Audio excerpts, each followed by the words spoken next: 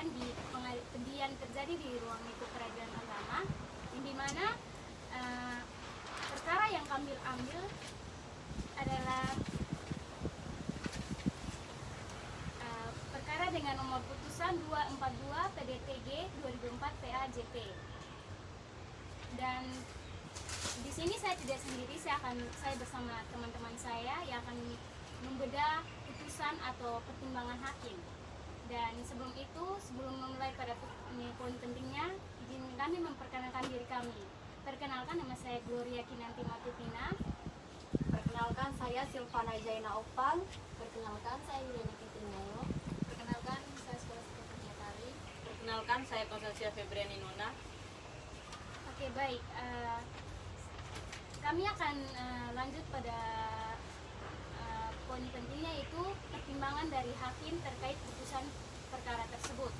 Dan pertimbangan yang pertama, menimbang bahwa pada hari dan tanggal persidangan yang telah ditetapkan, penggugat telah datang menghadap sendiri ke persidangan, sedangkan tergugat yang telah dipanggil secara resmi dan patut serta ternyata tidak pernah hadir ke persidangan atau menyuruh orang lain sebagai kuasa atau wakilnya yang sah, dan ketidakhadirannya tanpa alasan yang sah, maka tergugat harus dinyatakan tidak hadir dan sesuai dengan ketentuan pasal 125 ayat 1, 126 HI, gugatan penggugat diperiksa dan diputus dengan tanpa hadirnya tergugat atau fast track.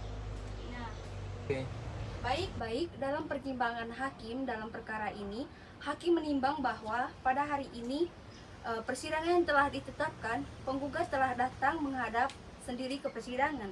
Sedangkan tergugat yang telah dipanggil secara resmi patut serta ternyata tidak pernah hadir ke persidangan atau menyuruh orang lain yang sah sebagai kuasa hukum atau wakilnya. Maka tergugat dinyatakan tidak hadir dan sesuai ketentuan pasal 125 ayat 1 serta 126 HIR yang memiliki tujuan adanya pasal ini, yaitu adalah untuk memberikan kelonggaran bagi para pihak dan supaya hakim tidak tergesa-gesa dalam memberikan putusan dikarenakan adanya kemungkinan para pihak tidak datang karena ada hubungan-hubungan tertentu. Selain pasal 126 HIR, gugatan penggugat diperiksa dan diputus dengan tanpa hadirnya tergugat atau perstek.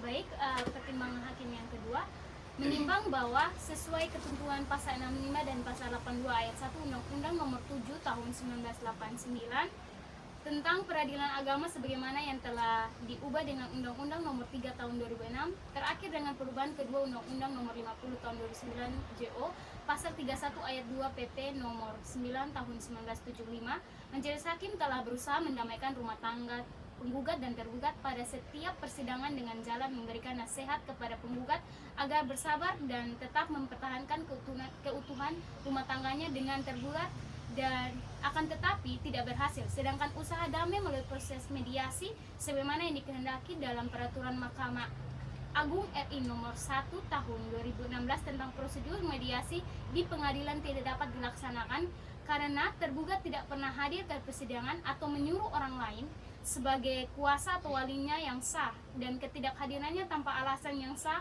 meskipun tergugat telah dipanggil secara resmi dan patut. Oke, baik. Yang kedua, hakim memberikan pertimbangan setelah melaksanakan asas-asas dalam hukum peradilan agama, yaitu salah satunya adalah asas wajib mendamaikan.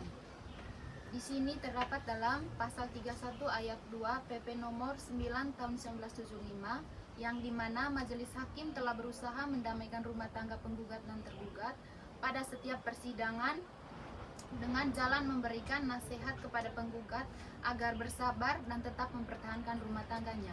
Namun, dalam perkara tersebut, asas wajib damai yang dilakukan oleh hakim tidak berhasil karena penggugat bersikeras untuk bercerai dan tidak mau berdamai, dan tergugat tidak ikut dalam sidang pertama.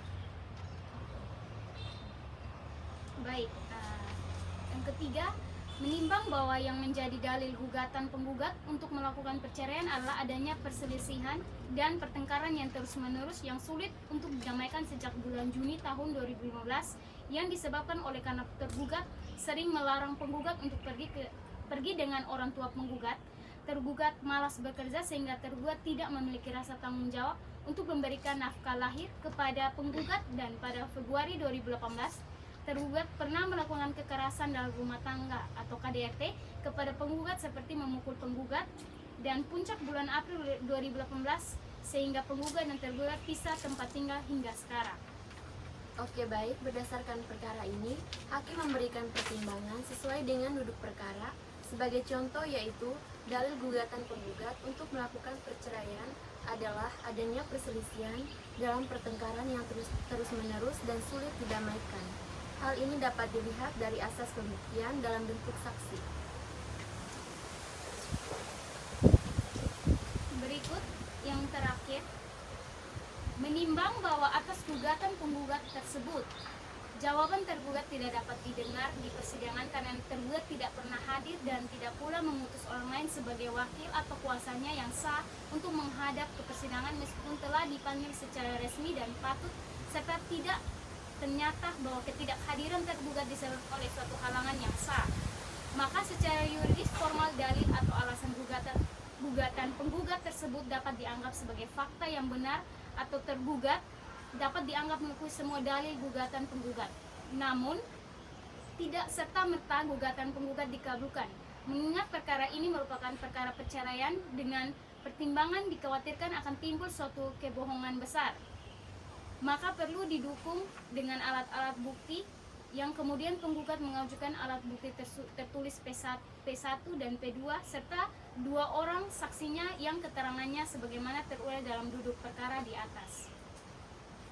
Baik, kesimpulan yang saya petik dari pertimbangan hakim berdasarkan putusan yang kita bahas sekarang, poin-poinnya yang saya ambil yaitu hakim memberikan pertimbangan sesuai dengan fakta pada saat persidangan dan didukung oleh alat-alat bukti yang diajukan oleh penggugat beserta saksi yang dihadirkan oleh penggugat, sehingga hakim menimbang bahwa jawaban tergugat tidak ada karena faktanya tergugat tidak hadir dalam persidangan dan tidak ada kuasa hukum serta wali yang sah.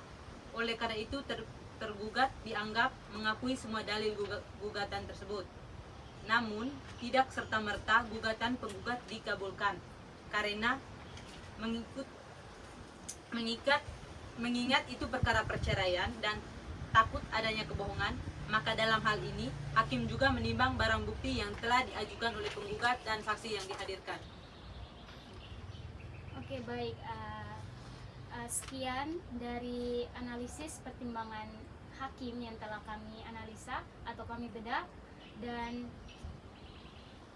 tadi juga sudah dijelaskan bahwa perkara ini diputuskan secara resmi oleh hakim bahwa penggugat dan tergugat dinyatakan cerai secara resmi. Dan alasannya karena tergugat yang dipanggil secara patut dan resmi namun tidak hadir dan dilakukan oleh jurusita atau jurusita pengganti, ya, karena resmi dan patut berarti bukan dari pengadilan yang tidak memanggil dari tergugat, namun sudah dilakukan upaya dan tergugat tidak mau hadir.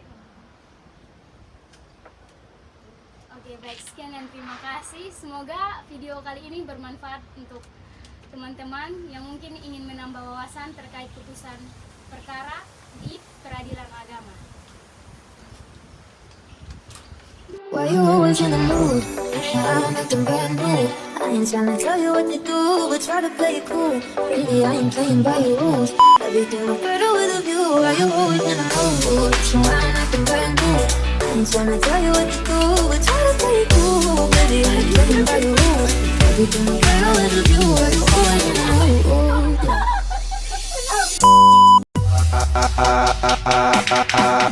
Till I die,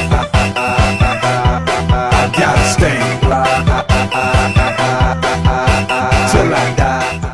还好我终于见到你，跨过了时间，终于再次见到你，可以什么都不做，就只是抱着你，牵着我的手吧，一起飞到月亮去。你一直都是人群中闪耀的女孩，是我有幸时间见过最漂亮的女孩，一直在。